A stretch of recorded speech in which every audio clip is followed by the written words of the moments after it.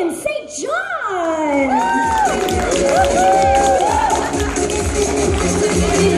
What's up out there? I can't see any of you, just for the record. Like, all 12. Friday night panel. I don't think I've done a Friday night panel. How was life? How about I just come down there with you guys? Oh, they got a camera thing. Is this like a con camera? So I have to stay up here and like, feel important? Okay. So, I am obviously in Miami because Miami rocks. I love Miami. Although maybe we should have done this like tomorrow. What do you think? With like a few more people? How many we got? Like, okay, cool. What about questions? You guys got questions? Any commentary? Anything you want to know? I know there's a few questions. Like, everybody wants to know about the movie. Dude, are you going to be in the movie in 2016?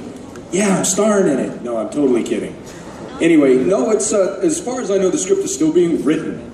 So, we're kind of waiting for Lionsgate and Haim Saban to finish the movie script so that we can kind of take a look at whoever they're going to approach for cameos. We don't even know if they're going to ask any of the originals back for cameos. We have no idea. On the other side of that, I have two other films. How many of you guys are on Facebook, Twitter, Instagram? Everybody's got a face, a Tweety, Insta, something, right? If you're following me, especially on Facebook and probably Instagram, well, probably all of them, very soon you're going to see something pop, probably first week of February, for a new film that I have coming up, which is not Power Rangers. So I know you guys are Power Rangers excited, but this is not Power Rangers. If you keep, which is part of why I've got like this beard and my hair is growing out, and it's going to get a whole lot longer over the next 3 months because we're supposed to start filming, we're hoping in April. And I've got to look like post-apocalyptic, you know, the world has ended, gone caveman, kind of thing. So, while I won't be screaming it's morphin' time, there's no telling what else I might be screaming. I'm waiting on the script. But, so I've got that film coming up. I've got another film coming up after that, which is kind of a feel-good, not love story. I mean, I guess it's kind of one of these films, you might call it Christian-based, even though they're not really beating the Bible. Kind of what it is, I play a leading support role underneath the absolute lead. And kind of it's supposed to be something where I talk with these guys, and he goes off to LA, has this great big career, and he comes back to small town Ohio, and everybody's like, you think you're the man, you need to get back to your roots. And there's a lot of reference to the beginning and how things got started, and there's some battles between his character and mine because we used to wrestle together in college. So a lot of cool stuff coming up with film work that you will definitely be seeing all over my page here very soon. I've got another series in development, which is going to be pretty cool. I end up playing a cop or an FBI agent who chases down the bad guys. How many CSIs and bad guy series are on TV right now? Here comes another one. Are you ready for that? Hopefully we'll be shooting that before the year is out. But just kind of waiting on some stuff. So if you're watching Facebook, Twitter, Instagram, stay tuned because there's more coming. So that kind of gets right to the movie part where everybody's like, are you going to be in Power Rangers 2016? I don't know. I can tell you that. I don't think anybody knows yet. And if they tell you they know, I'd like to know how they know because the script's not done yet. But anyway, so what about questions? You guys got anything else? No, I hit all the questions? Wow. That's at Psychic Friends Network. I've been training all week on that one. Is that a hand in the back? All I can see is a figure with something sticking up. Is that a hand? Oh, no. All right. It's blinded by the lights. Here's a question. What's your question? I would love to do a good comedy. If it was something that was really well written, I have a pretty crazy sense of humor. So I enjoy stuff like that. Friends. How many of you guys followed Friends? Okay, so Friends is like one of the old school. And now you got like Third Rock from the Sun? Was that another one? I can't remember what it was called, but I remember the characters in it. I laughed forever on that. So I love a good comedy with like a diverse background of characters with all kinds of in-story. Sex and the City, which I enjoyed the comedy side of it. I wasn't into the let's go shopping and talk about boys side of it. But there was definitely some comedic moments there that I enjoyed. Crazy sense of humor. So I would love to do something like that. Anybody writing a comedy? No? All right, well, I'll have to add that one to my plate. We'll see what comes up next. What you got? Did they ever ask you on for a Super Mega Force? Super Mega Force I was approached for. How many of you guys know I was in the Middle East for about the last 4 years. Yeah, so I was overseas working with our brothers and sisters in arms with Department of Defense, working as a medic attached to military operations for quite a while.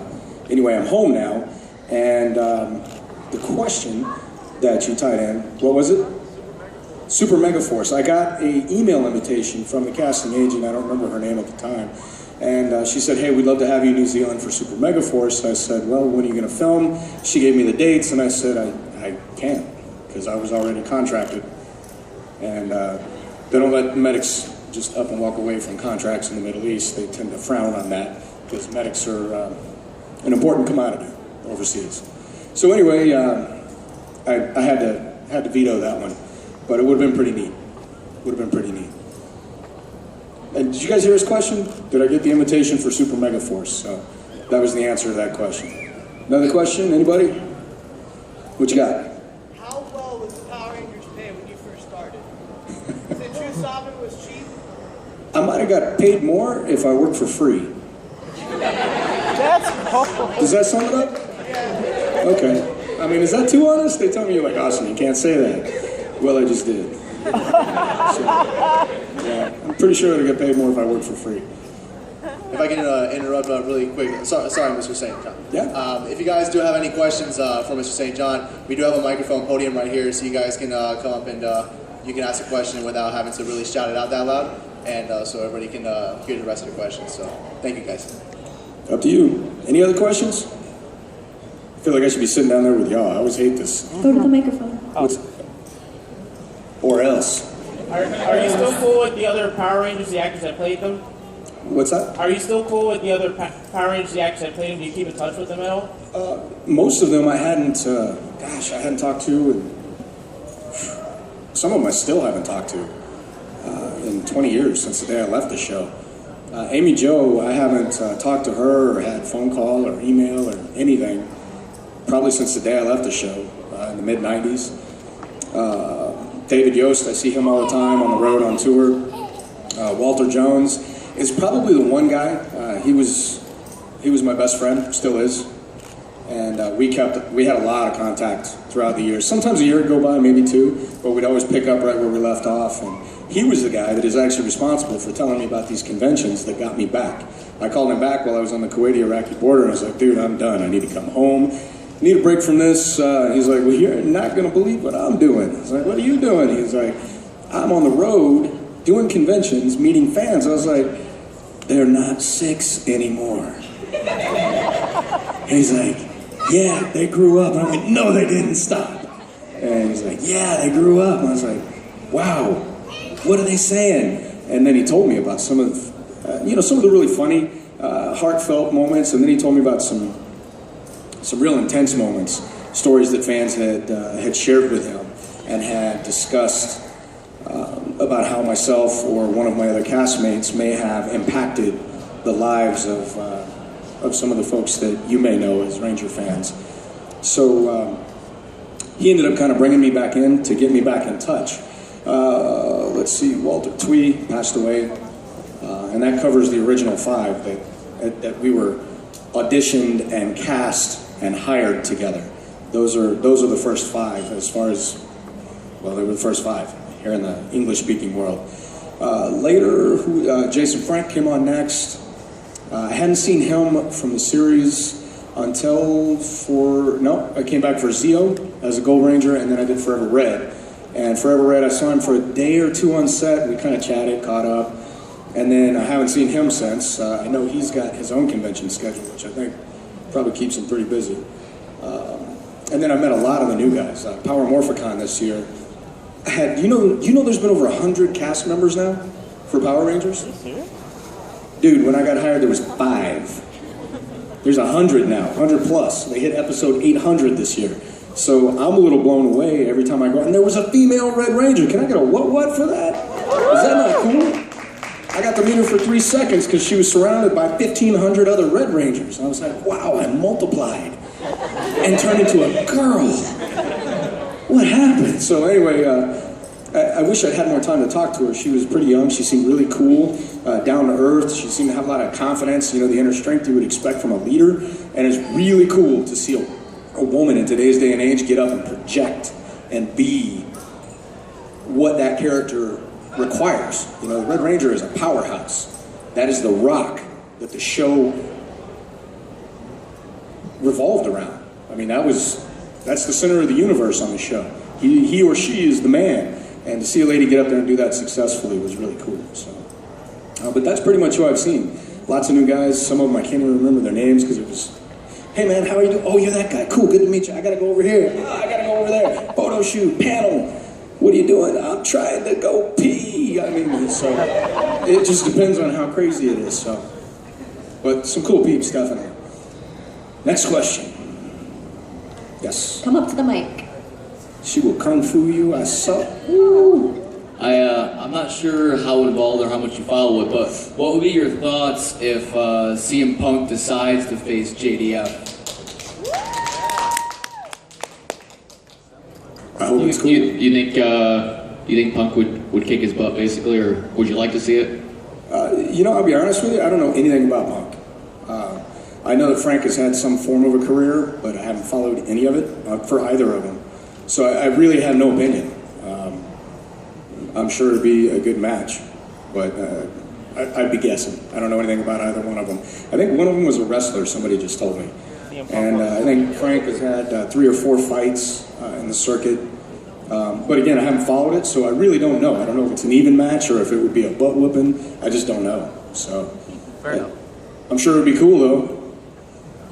Yeah, good question. Next. Better come up to the mic or she will get her kung fu grip on. She's a tough cookie, guys. Don't mess with her. Okay, we got one. Approaching. Yes, sir. When you got casted for Power Rangers, did they have you watch some episodes of Super Sentai? I haven't. I have people ask me all the time if I watch Power Rangers.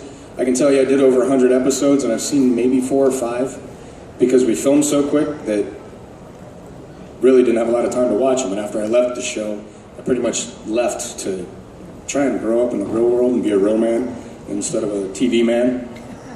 So I didn't really sit down and watch myself all that often. But Sentai, I've heard, is one of the coolest series portions out there. And, you know, you guys all know that I met Yuta, right? Yuta? Yeah. The actual real first ever Red Ranger from Japan. You guys know who I'm talking about, right? Yeah, Geki. You know him as Geki. I know. All right, so I got to meet him, and we had some great discussions, and he taught me a lot about where the series came from and what it was really like. So that's kind of my throwback. If I'm going to sit down and watch a series somewhere, I want to go back to Geki's time, and I want to see where my character came from. You know, because for the longest time, it was like, oh, you're the first Red Ranger. And then I met him, he's like, actually, you're number 26. It's like, damn. All right, well, in the English-speaking world, I'm number 1. He's like, okay. And that was kind of our agreement, but anyway. So it's pretty cool. Yeah, I haven't seen Sentai, but maybe I need to check it out. A lot of people talk about it. What's up? You guys are awfully quiet. I keep staring into that light like I'm getting hypnotized. She's got the iPhone with the candle action going on. Anybody else? All right, got a couple. I'll keep you busy, man. You guys can line them up. What you got? Alright, which Ranger did you prefer playing? The Red Power Ranger or the Gold Zeo Ranger? Man, I liked them both for totally different reasons. Like I said, the Red Ranger is the center of the universe. You know, as far as, at least, again, I played in a different series, and I know it's all changed so much since then. But in MMPR, he was the leader. Everybody worked as a team, and on occasion, he would have to make a hard decision in a fast fashion, and sometimes it wasn't a popular decision, but it usually ended up being the right decision. So the Red Ranger for me is kind of like mom's apple pie, you know, if you forgive the expression. It's like that one thing, that one place you go where it feels like home, and it's good. It may not be the best dessert you ever ate, but everybody likes it. You can share it with anybody, and everybody gets why it's so cool. It goes great with ice cream and whipped cream, or all by itself. That's the Red Ranger. The Gold Ranger was the first time I got to step out and be the 6th Ranger. With the 6th Ranger, they give you all these toys. You got like these great big mantles, and you had the staff. I had a pyramid. I had all these cool toys that I didn't have as the Red Ranger, because the Red Ranger didn't need it. The Gold Ranger, and all these mantled, extra cool toys, they're like, ooh, new toy line option. We're gonna give him extra powers with this piece and that piece, so that he can look cooler, be cooler, and sell more toys. But it was actually a lot of fun, man, because I'd be out there doing my thing, and they'd be like, oh, we need the Gold Ranger. Call Jason. Then next thing you know, I come in, Pyramidas, and it was really cool. So lots of cool, flashy stuff. I got to be the outsider. I didn't have to always be in the mix. So I got to see both sides of that. And that was a lot of fun. It was cool. Any other questions? You can line up. You guys don't have to stay seated. If you guys have questions, you guys can line up in the aisle right there, please. Absolutely. Okay. Staying on? Okay. Did you have a martial arts experience before the show, or did you get the part where you know what, you got to take some lessons and do it? No. In fact, with the original 5 when we got cast, Billy had some martial arts background, but he was mainly a gymnast, or maybe it was only gymnastics. AJ was gymnastics. I don't remember if Billy had any background. I think he might not have, but don't hold me to that. Walter had definitely had some, I think it was Shonryu, karate, and he and I got together. I had Taekwondo, I had Judo, I had a bunch of stuff that I had started at the age of 5 with my father, and I'd kind of come up over the years. But it was one of those things where my father was a Marine, so we moved constantly when I was growing up. So I was always at a different studio picking up portions of different things, different styles, different pieces. So when I came, I had, I think I'd just come out of Taekwondo, was my most recent, so I had a lot of the high flashy kicks, which is probably what won me the part. But yeah, I had definite background. I was just about to ask, did you have to do a performance before that? Oh yeah, right there at the auditions. For my character, they made it clear day one. They had me do a monologue, and then they said, you know any martial arts? I was like, yeah. And they said, great, show us what you know. So I did some flashy kicks and, and maybe a back handspring, stuff like that. And they were like, great, and I got a call back. Later is when it got really intense. They brought in, what was his name? He did all the stunt work for, I think it was like Red Sun Rising or something, a bunch of the big films that were coming out then. Huh? Richard something, I think? No, not the stuntman that actually worked the show. This was a guy who was doing actual live film work at the time. I can't think of his name, that'll come back to me. But anyway, they brought him in from 20th Century Fox, and they set us up, and we did these massive choreographed fights. And I remember after sparring with him, and I mean, he was a master. I think it was Waterloo was his style. And I can't believe I can't remember his name. I've said it in so many panels. It's just escaping me right now. But we had a lot of really intense sparring. And I remember him going to the director, and the director said, can he handle it? And he looks at him and says, yes. And so I had to work hard. In the beginning, they had people in the room, the directors, and casting people that were like, oh, do you know martial arts? I'd show them something, but they had no idea, because they didn't have a background whether it was legit. Later, they put us to the test with guys who really knew what they were doing, and like, is he legit? And I got the nod, and I think that's part of why I got the role. So, good question. Mr. John, first and foremost, I'm pretty sure you've heard this from everyone, but as the final Power Rangers, I want to say thank you for helping shape all our lives. And if it wasn't for you, we probably wouldn't be here today. Thank you, brother. With that said, my question is, what was it like working as an EMT in the Middle East? Well, EMT, you have to understand that's a prefix. It stands for Emergency Medical Technician. It's what follows the EMT that gives you a distinction or a level of training or really a level of responsibility that follows it. So EMTB for basic, which is entry level, with a national certification anyway, for a national registry of EMTs. And then you could do intermediate. Intermediate has gone away, and now you go to paramedic. Paramedic is the highest cert that national registry will give you, at least currently and for quite some time. I started out as an EMTB, went through lots of training, lots of experience, got my paramedic, and ended up, after a lot of other types of training, tactical training. Just because you get your cert, that's actually the day you really start your education, just so you know. I ended up overseas, and I got to work with Army, the Corps, I got to work with Air Force, I even saw some coasties down at Kuwaiti Naval Base. So, Navy, I got to work with everybody, and you know, not always in the best of times for the people I was working with. And whether it was here in the States or whether it was overseas, it was pretty intense. And there were a lot of moments that weren't intense. You know, like, I broke my toe. I'm like, here's a Band-Aid. Go see the doc in the box. But other times it was more serious. And, you know, being a 911 responder or working in a position where lives are truly in your hands, and the decisions that you make can affect them positive or negative, can be pretty intense. So it's definitely not something to be taken lightly, but if you can handle that, it's an amazing career. Thank you. Thank you. Yeah, man.